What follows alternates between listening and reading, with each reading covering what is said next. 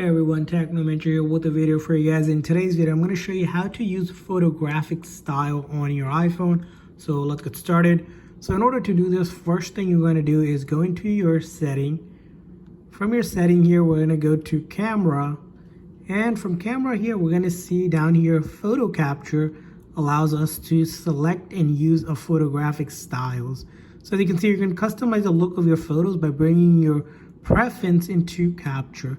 Photographic style uses advanced scene understanding to apply the right amount of adjustment for that photo. So these are presets that allows you to do a specific style that you like. So you can see here the standard one, you can see a rich contrast, a vibrant one, a warm one, and then a cool one as well.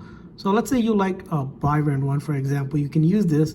Now with this set, basically whenever you go to your camera and you take a photo, it will automatically adjust it accordingly to look like this. So if I go ahead and take a photo, for example, of this, right, it will automatically adjust to that style that I have selected going forward with any photos that I choose here in this vibrant style.